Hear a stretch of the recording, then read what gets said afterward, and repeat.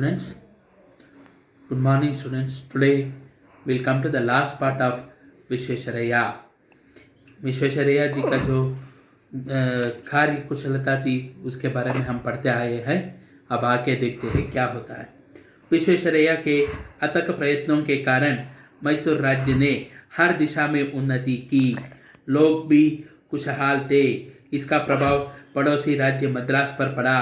मद्रास के लोग भी अपने प्रदेश की तरक्की चाहते थे, मगर मद्रास राज्य पर अंग्रेज़ों का शासन था। अंग्रेज जहां मद्रास राज्य की उन्नति करना नहीं चाहते थे, वहां पर मैसूर राज्य की उन्नति भी उनसे देखी नहीं गई। उन लोगों ने विश्वेश्वरैया के विरुद्ध मैसूर महाराजा के कान भरना शुरू किया। तो देखिए क्या कर रहे हैं।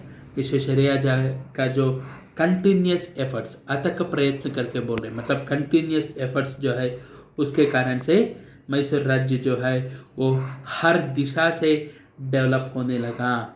लोग बहुत ही हेल्थी हो गए और वेल्थी हो गए, खुशहाल हो गए। इसका प्रभाव क्या है, पड़ोस का राज्य मद्रास पर भी पड़ा। मद्रास के लोग भी अपनी प्रदेश की तरक्की चाहते थे, मगर मद्रास राज्य जो है वो तो अंग्रेज़ों के हाथ में था, अंग्रेज़ों की कंट्रोल में था। अंग्रेज़ जहाँ पर मद्रास राज्य की उन्नति नहीं चाहते थे, उसी तरफ वे लोग मैसूर राज्य का भी उन्नति नहीं देख सके। इसलिए उन लोगों ने क्या किया, विश्वेश्वरैया के विरुद्ध महाराजा के कानों में विचार डालने लगे, गलत विचार डालने लगे। ऐसी दशा में विश्वेश्वरैया ने वहाँ पर काम करना अपनी शान के विरुद्ध समझा और 1918 ईस्वी में उन्होंने अपने पद से इस्तीफा दे दिया।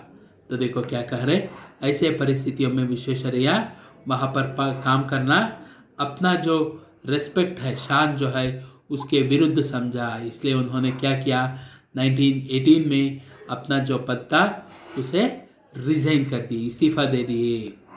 मैसूर राज्य के दीवान पद से हटने के बाद विश्वेश्वरैया विदेशों में यात्रा करने चल पड़े। भारत लौटने पर सरकार ने उनको अनेक विकास योजनाओं की समिति का सदस्य नियुक्त किया। उन दिनों में भारत सरकार नई दिल्ली में राजधानी बना रही थी। इसके निर्माण के लिए देश के प्रमुख इंजीनियरों की एक कमेटी बनाई गई जो नई दिल्ली राजधानी कमेटी कहलाई। विश्वेश्वरैया भी इस कमेटी के एक प्रमुख सदस्य रहे हैं। तो देखो क्या कह रहे हैं, मैसूर राज्य के दीवान के पद से हटने के बाद विश्वेश्वरैया क्या है, फॉरेन टूर चले गए और जब वापस भारत लौटे तो भारत सरकार ने उन्हें अनेक डेवलपमेंट वर्क्स जो हो रहे थे देश में उसका सदस्य नियुक्त किया। उन दिनों में सबसे बड़ी बात जो है, भारत सरकार नई दिल्ली में कैपिटल सिटी बना रही थी। इसके निर्माण के लिए देश के बड़े बड़े इंजीनियर्स जो है उनका एक कमेटी बनाई गई थी जिसे नई दिल्ली राजधानी कमेटी कहते थे। विश्वेश्वरैया भी इस कमेटी के प्रमुख सदस्य के रूप में काम किए थे। देखो 1914 और 1915 में जो काम शुरू हुआ था, 1924 तक चल के न्यू दिल्ली आज हम जो देख रहे हैं उसका निर्माण हुआ था। उससे पहले हमारा देश का राजधानी कलकत्ता था। तो देखो उसी के बारे में करें, उस न्यू दिल्ली कमेटी में प्रमुख सदस्य के रूप में विश्वेश्वरैया काम किए थे। तो देखो विश्वेश्वरैया ने मैसूर के विकास में जो प्रशासन कुशलता दिखलाई, उससे प्रभावित हो टाटा कंपनी ने उन्हें अपने इस्पात कारखाने का डायरेक्टर नियुक्त किया। अनेक वर्षों तक इस पद पर काम करते हुए इस्पात कारखाने के विकास में विश्वेश्वरैया ने अपनी सारी शक्ति लगा दी। तो देखो विश्वेश्वरैया जो है मैसूर के विकास में जो उनका प्रशासन कुशलता दिखाई थी, प्रशासन मतलब एडमिनिस्ट्रेटिव टैलेंट जो है उसको जो उन्होंने दिखाया था, उससे अट्रैक्ट होकर टाटा कंपनी वाले उनका आयरन एंड स्टील कंपनी जो है उसको डायरेक्टर के रूप में उन्हें नियुक्त किया, अपॉइंट किया। पता है ना, जमशेदपुर जो जमशेद जी टाटा के नाम पे बनाया गया था, उस जमशेदपुर को आज हम टाटा नगर करके बुलाते। वहाँ पर जो टाटा का आयरन एंड स्टील फैक्ट्री है उसके डायरेक्टर बने थे विश्वेश्वरैया। अनेक वर्षों तक वहाँ पर काम करके इस्पात कारखाने का विकास में विश्वेश्वरैया ने अपनी सारी शक्ति लगा दी थी।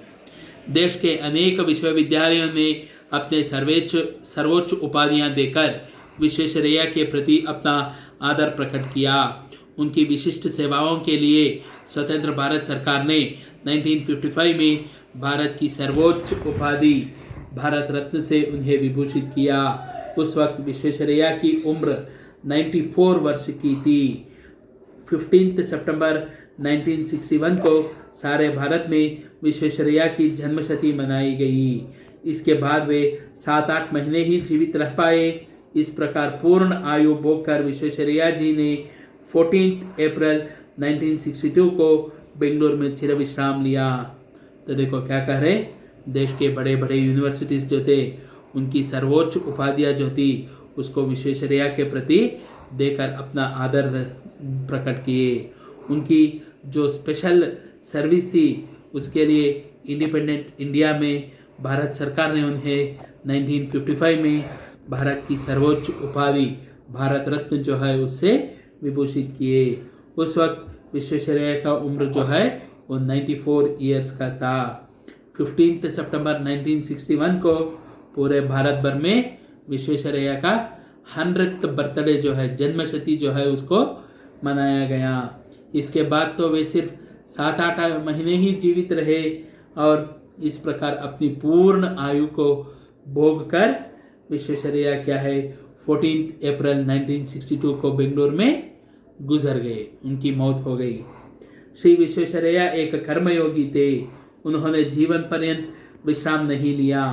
उनकी दीर्घायु का कारण पूछने पर उन्होंने यही बताया था कि वे समय पर अपने सभी काम करते थे, वे व्यायाम करते थे, अपने समय का सदुपयोग करते थे, वे सदा मेहनत करते थे, दूसरों से भी यही आशा रखते थे।